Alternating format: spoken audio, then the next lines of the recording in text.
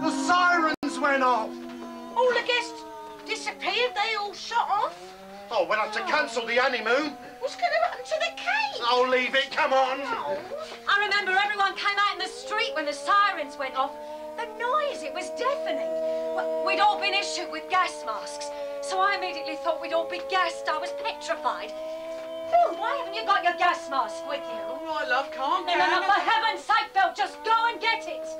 It was the only time I ever lost my temper with him. Oh, I was cross. Of course, the next thing was all the children being evacuated. We stood on Molly Unstead's steps and we saw the train taking all the children with their little boxes off to the country. For Bernard, it was different.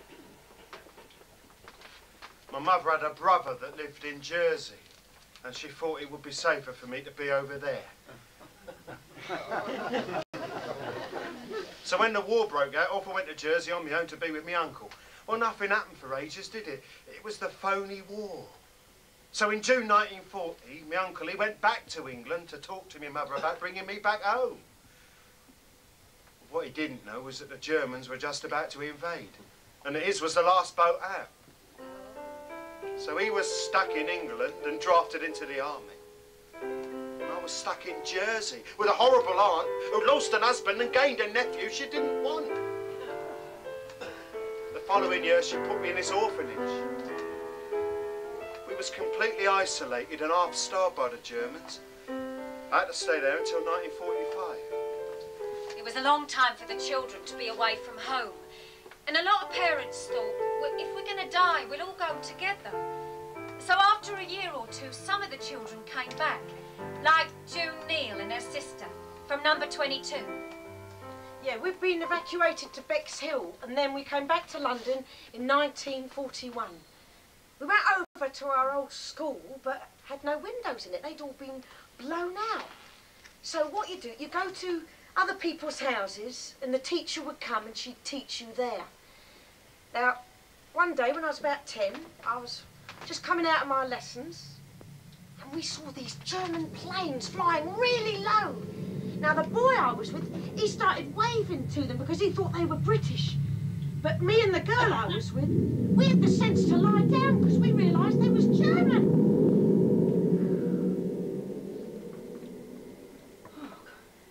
Well, we were all right, but those planes flew onto Sandhurst Road School in Catford, and they bombed all the children and their teachers coming out of school. Their grave is in Hither Green. It's a great big, massive grave it is. I've seen it. 5, 6, 7 years old they were.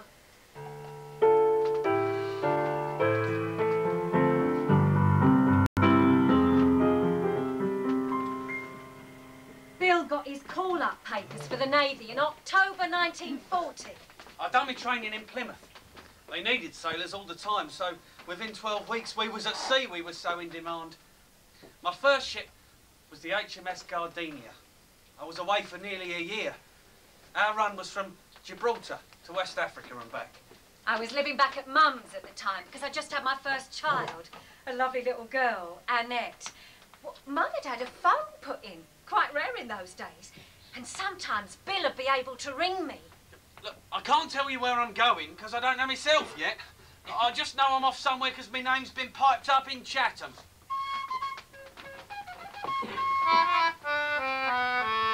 From the shores of Montezuma to the wilds of Timbuktu, there's an ever-spreading rumour about a sailor with eyes of blue. He causes great commotion with his eyes that match the ocean. He's listed in the nautical who's who. Who's got girls in every port hanging around like flies. Yo ho ho ho ho ho, the sailor with the navy blue eyes. Who's the guy they love to buy dozens of socks and ties? Yo ho ho ho ho ho, the sailor with the navy blue eyes. When the boat comes home after crossing the foam, he's still at sea, thinking or wondering, who's he gonna take a rowing on the lake? Who's the boy who's full of joy, waving the most goodbyes? Yo ho, ho, ho, ho! The sailor with the navy blue eyes. The sailor with the navy blue, sailor with the navy blue, The sailor with the navy blue eyes.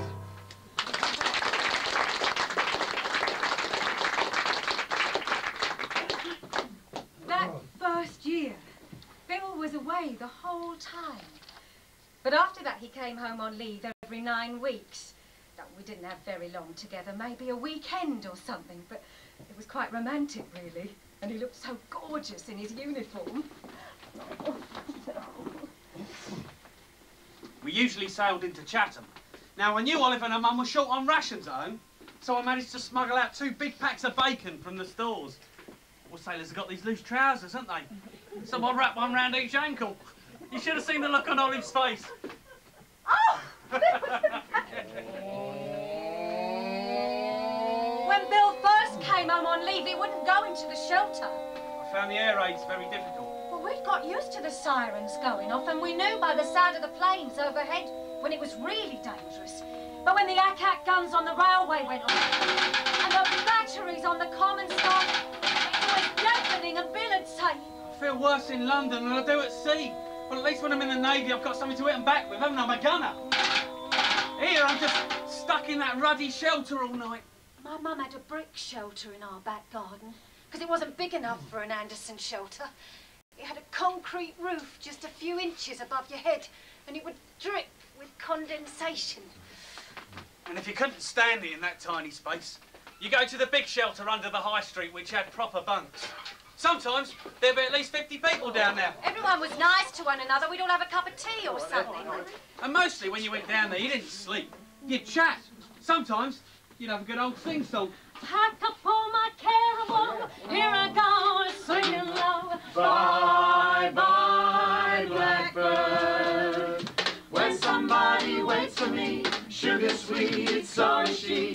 Bye, bye, blackbird. And no one here can love and understand me.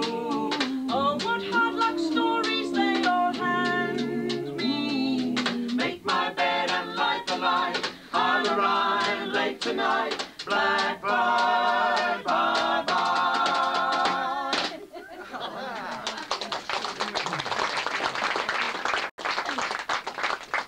Bill, over there, isn't that Lily Avery from number 14? Yeah. And what happened to her, didn't you?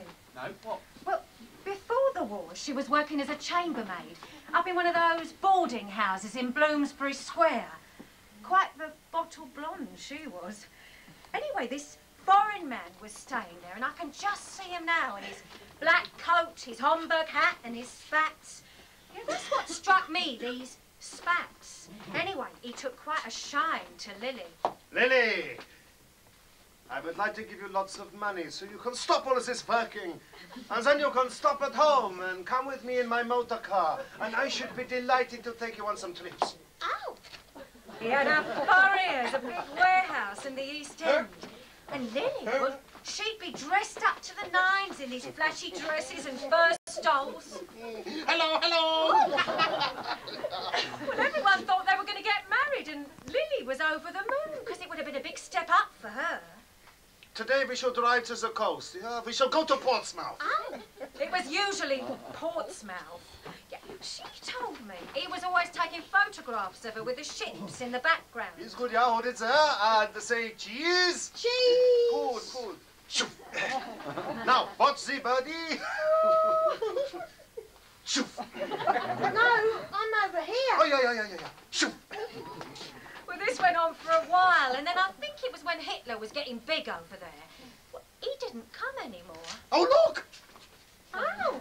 She went over to his warehouse, but it was completely empty. And he'd gone. Disappeared. What, you mean? Yeah. It must have been a spy. Sometimes you'd be in the shelter all through the night. Then in the morning, that bloke on the radio, Lord Haw-Haw, he'd say something like, You can come out of your holes now. and I'd go back to my ship. And I wouldn't see him again for weeks. He's just got on with your everyday lives. That's all you could do. Mr. Wu is now an air raid warden. And don't he look cute in his new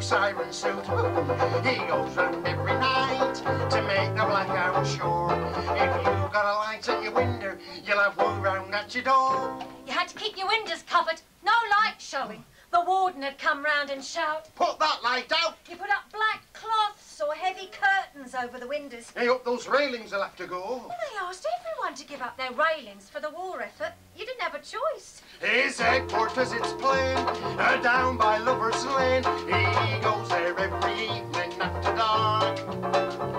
He shines his torch into the dark, and the girls all cover their laundry mark. Mr. Woo's an air raid warden now. Turn out nice again. A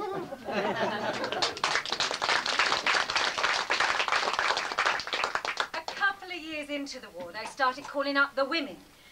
My very good friend, Pat Greenfield from number 4, she joined the Women's Army, the ATS. I chose the army because my mother was from an army family.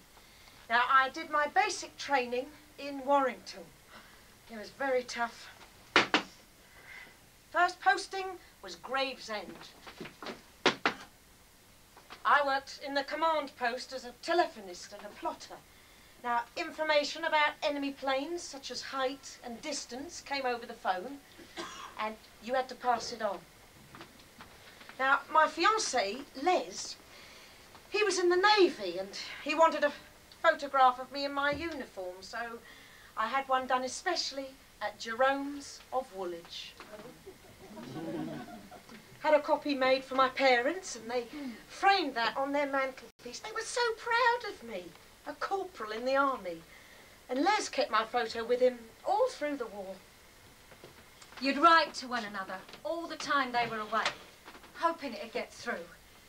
Darling Bill, missing you terribly. Little Annette's doing this and I'm doing that. Of course, you didn't tell them what was really happening. You didn't want to worry them. Longing for you to come back so we can start our lives again.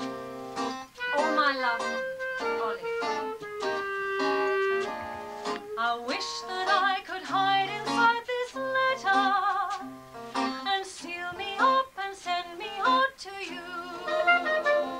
What a surprise in store, they'd bring me to your door. I'd pop right out and kiss you like you've never been kissed before. We'd be so happy we would cry together, and then we'd laugh the way we used to do.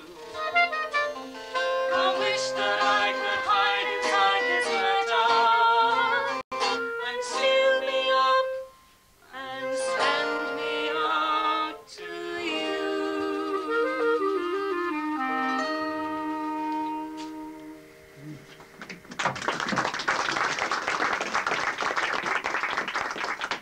One day I was just posting a letter to Bill at 12 o'clock.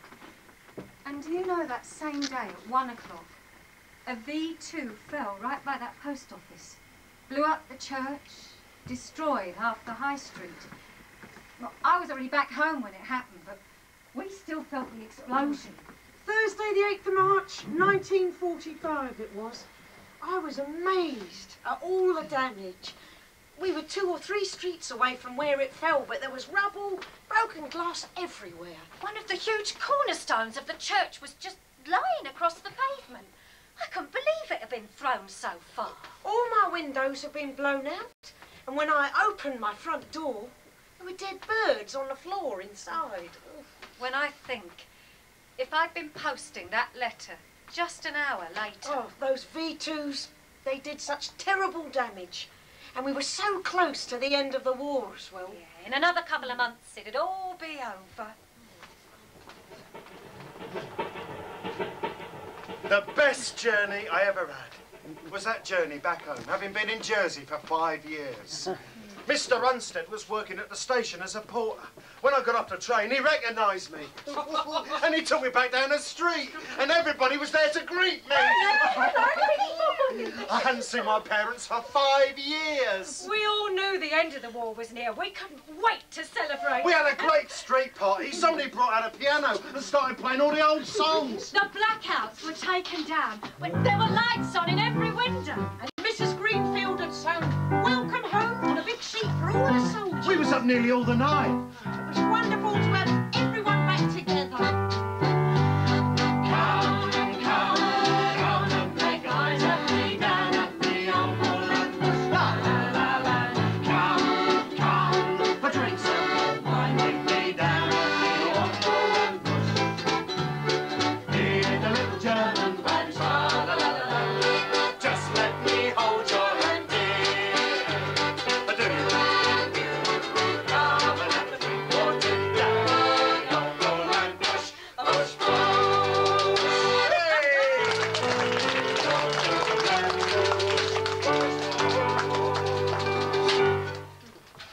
of the men were demobbed when the German war ended. But my Bill was away for another year after that. But the day he came home, well, that's when our lives began again. I was so glad to be home. I never wanted to move again. And you know, we stayed on that street for another 50 years. When you look back, we was like one big family on our street. That's probably why I didn't marry any of the girls down there. Doris, Olive, Doreen, Molly. They were more like sisters to me. I moved away with Frank after the war, but, well, I still come back and visit even now. I moved away as well when I got married, but I couldn't keep away from the place. No. Well, I still got family down there. My mother still lived on the street, didn't she? And I tell you, if they changed anything down the street, I'd say, oi, what a cheek! They've interfered with our playground. It's our playground. Yeah, I know. So pretty without the trees. Oh, it's just the same, really. When I go down there now, I'll tell you what it does for me.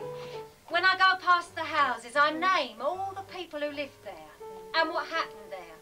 Life wasn't easy, but everyone did their best and, well, there was a lot of love. What more could you want? I had a wonderful childhood in that street. Well, for me, it's always been a romantic place. Oh, we had a great life there. Love is just like a song. We'll drift along without a sweet refrain together. And when we're getting old and grey, dear, we'll wander in the same old way, dear. Sweethearts down memory lane. Sweetheart down memory lane. Down memory lane.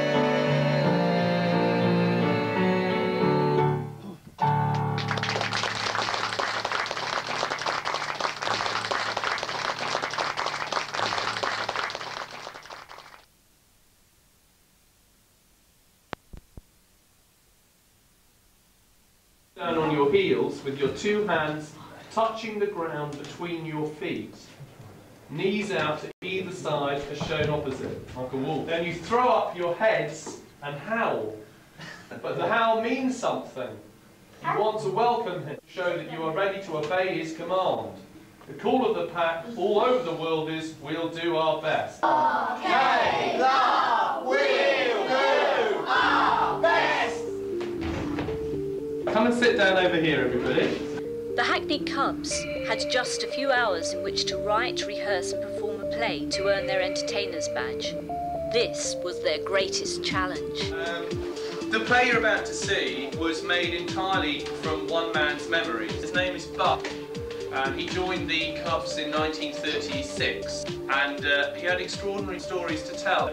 Basically what we did is the kids interviewed him, then we made a storyboard like we make when people make films, and they decided, they cut up about 12 different scenes, and what you're going to see are the 12 scenes of Buck's life that they thought were special. Just to say a couple of words about how we're going to work today. Usually when we work in the theatre on scripts, we would have a script of about 10 pages. We'd probably work a minimum of probably about 6 weeks of rehearsal. So today we're going to do 4.5 hours. And you really think we can do this? We're going to do it. And acting is about teamwork. You have to be ever so disciplined. Is that when actors are on stage, you don't move, you don't breathe, you do not fidget.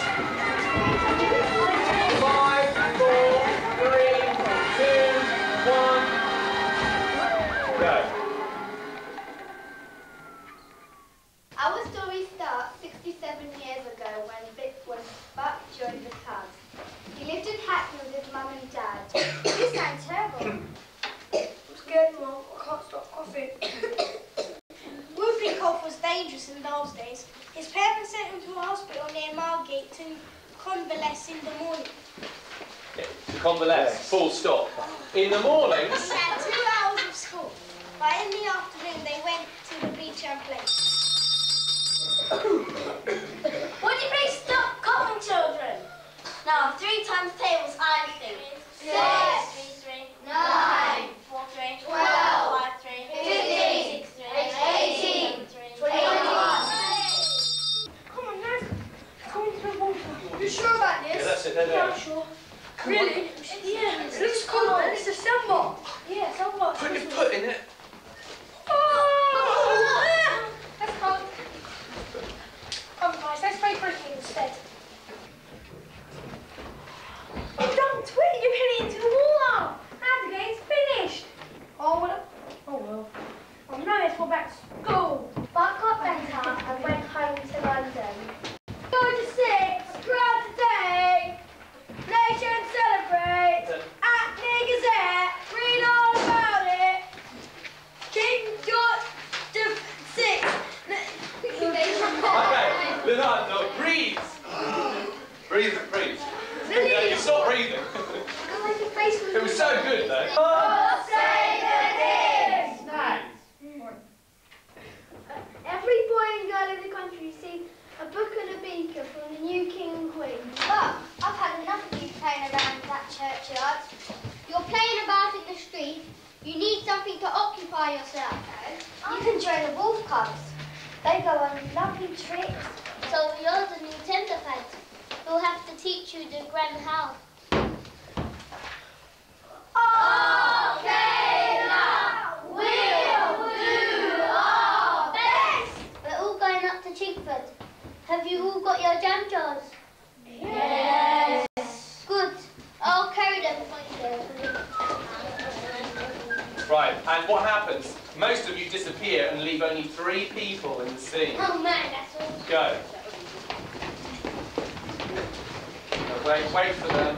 I know what. We can go fishing. Come on, anybody got a fishing rod? I've got one. Wow, that's a real beauty. What about you? Look what my dad gave me. Oh, that's nice. Come on. Hey, look, that's a tiddler. Yeah, if you reach it really down, you'll catch it. Go for it, go for it. Morning, Dad. I told Mum I'll black the range before breakfast. Good lad. I'm off to work. There's your tuppence pocket money for the week. Don't spend it all at the pictures. At the tuppence rush, or the cinema as you'd call it, we watched Cowboy series. Hey, don't push. There's room for everyone inside. Joe, you couldn't lend me a off me, could you? I'm a bit short. You've been playing halfpenny up the wall again. All right, I'll lend you it, but you'll have to owe it. Who's your favourite cowboy?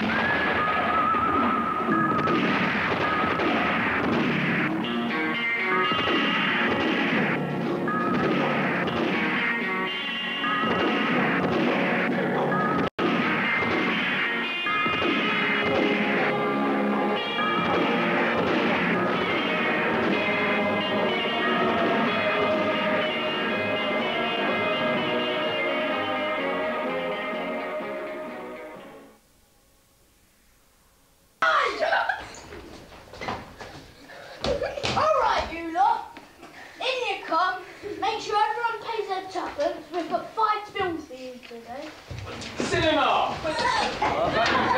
Careful. Sit down in the front row, that's it.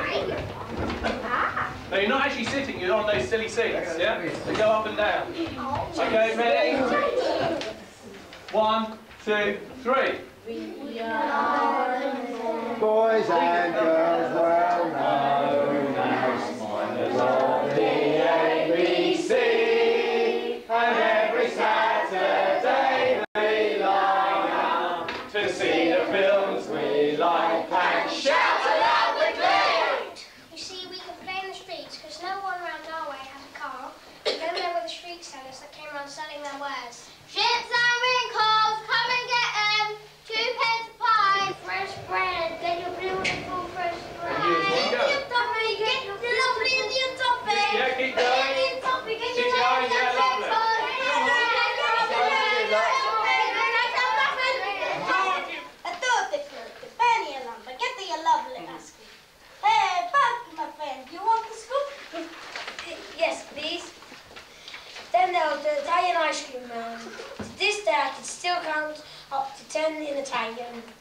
He taught me.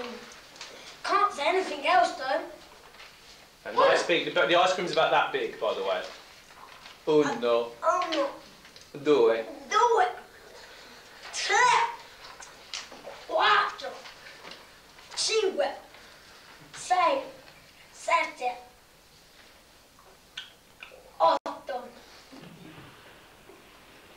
Get your kit on board the steam train. We're off to Fairmont. Pardon me, boy. This is the challenge.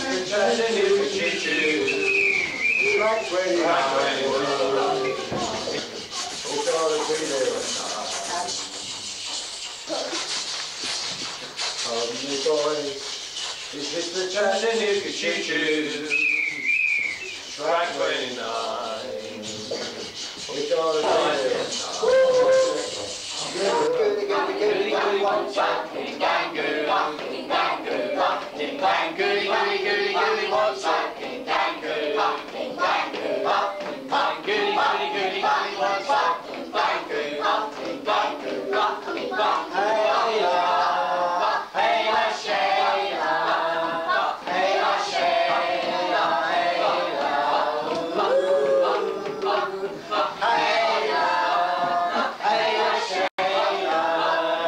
hey la, Shayla.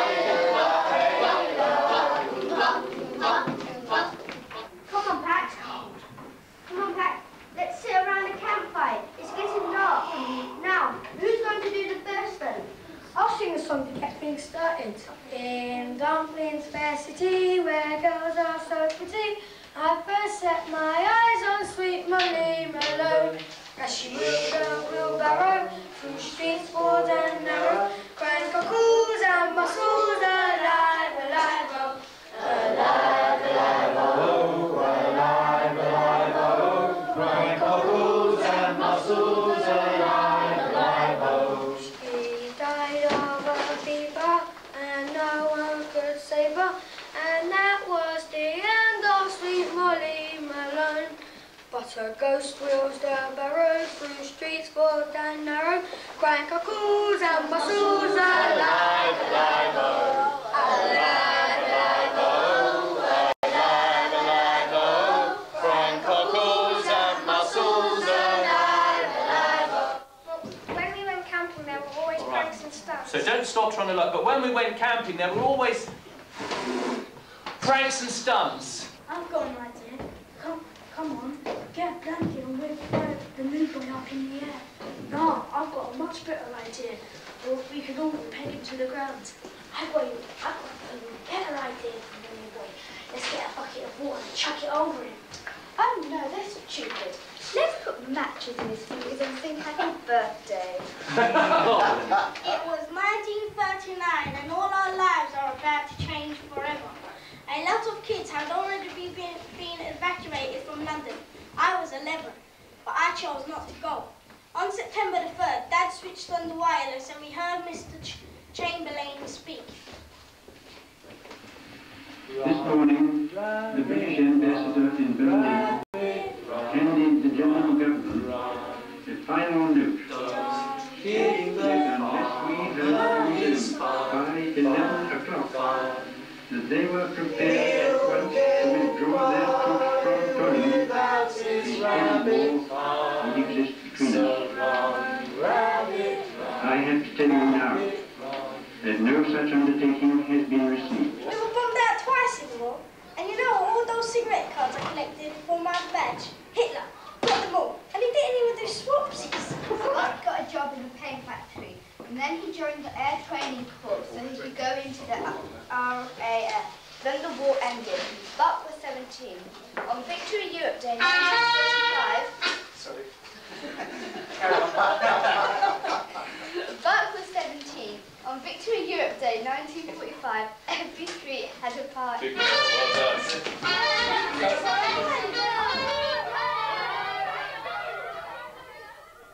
Hey Buck, where are you off to? Don't you remember your old school pals? Of course I do. Hello Ken, hello Frank. I've just got home on leave.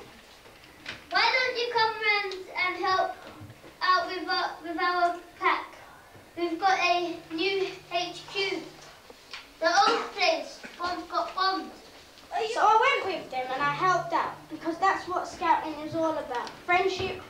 my chip and self-reliance. Having your own pack, being in them, I love the Boy Scouts. 67 years have passed, and I'm still a scout. So this is Buck, he's a Hackney lad, and I'd like to say a very big thank you to him for having spent time with us.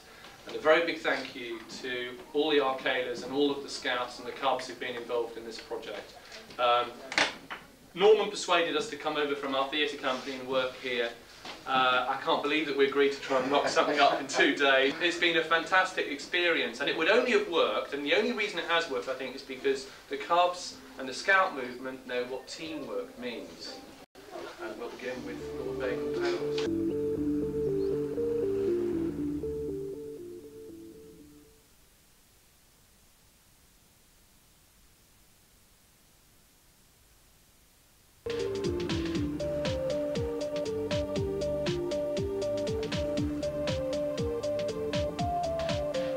Let's do Buck justice today. He's someone who joined your movement 67 years ago, and he's still a scout. I suppose you're wondering if it still works. Let's just see, shall we?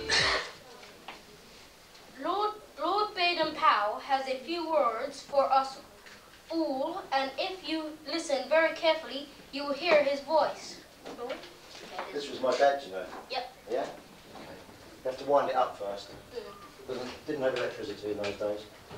Very old. Very old. Is that Norman or the...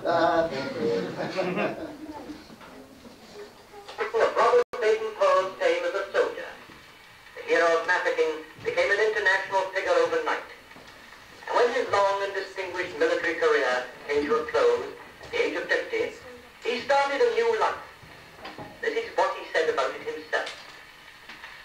It started in 1908, but the microbe of scouting had got me long before starter headquarters office in a tiny room to deal with correspondence and supply equipment.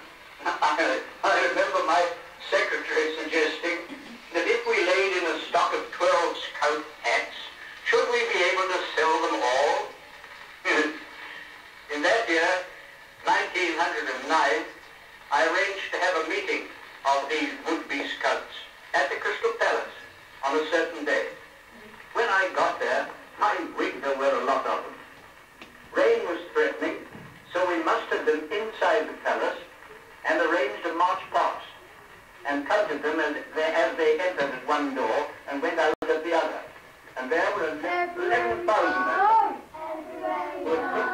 People always ask us, people always ask us who we are, and where we come from, and we tell them, we're from Hackney, mighty, mighty Hackney, and if they can't hear us, say it a little louder, we're from Hackney, mighty Hackney, and if they can't hear us, we shout a little louder, we're from Hackney, mighty Hackney, and if they can't hear us, we shout our very loudest, we're from Hackney, mighty Hackney, and if they can't hear us, they must be deaf.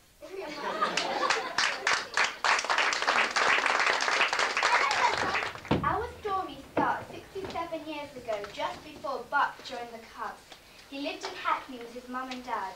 Just before the old king died in 1936, Buck got the measles. That was a killer disease at that time. He was lucky to get over it, but not that lucky. Buck, you sound terrible. Sounds like the whooping measles to me. Whooping cough to me. I'll have to send you for the doctor. I'm scared, Mum. Can't stop coughing. Whooping cough was dangerous. dangerous in those days. His parents sent him to a hospital near Margate to convalesce. In the morning, he had 2 hours of school, but in the afternoons, they went to the beach and played.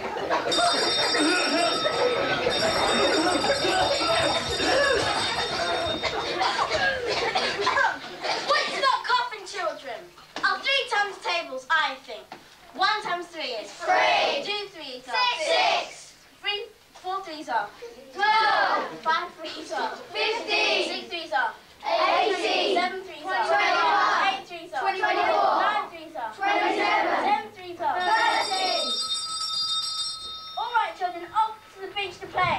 Yeah. Come on, we're ready to go in the water. Come on, then. Are you sure, man? It looks cold. It's December, what can you expect? There might be crabs in there. They might fish our toes. That's cold. Let's play cricket instead.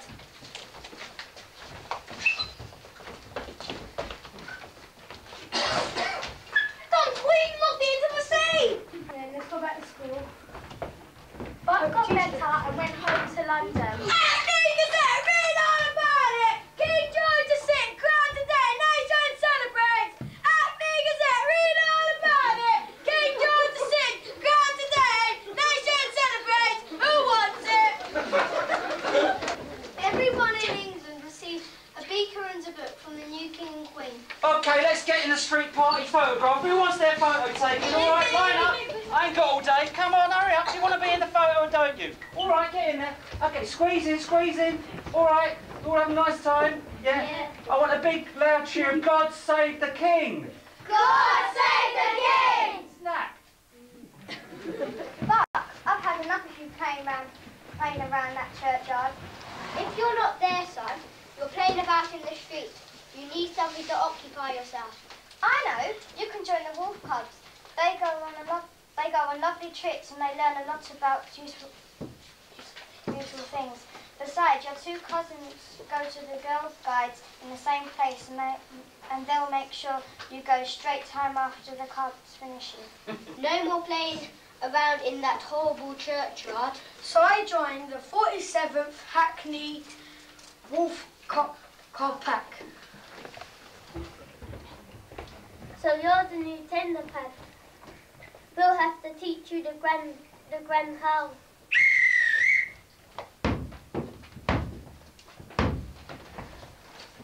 Okay, now we'll do our best. Cubs, dib dib dib dib. Dog. Wheel, dog, dog, dog, dog. We're all going to Chingford. Have you all got your jam jars? Yes. Good. I'll carry them for you. Let's be on our way.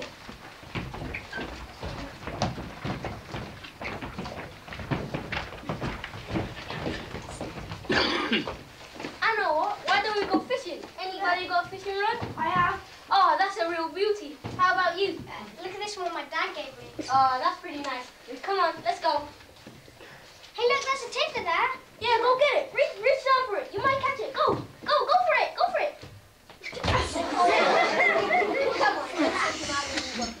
Okay, guys, someone fell in. You'll be really mad about this. Morning, Dad. I told Mum that I'll black the rain before breakfast. Good lad, I'm off to work. There's your 3-pence pocket money for the week. Don't spend it all at the pictures. Bye, Dad. I won't. You're probably wondering how I got my name. My surname is Buckmaster.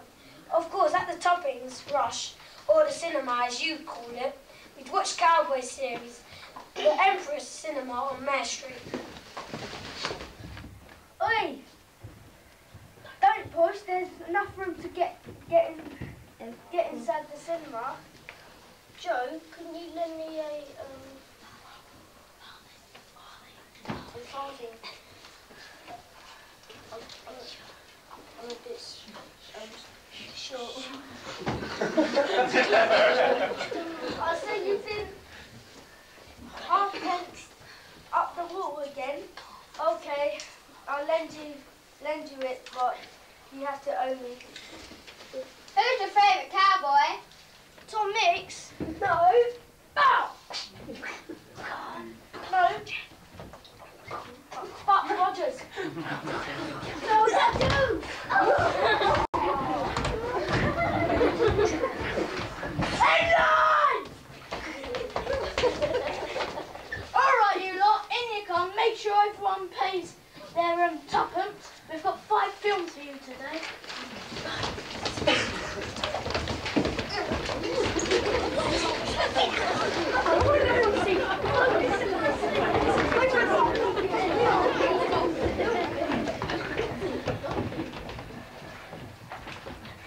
We are the girls and boys well known.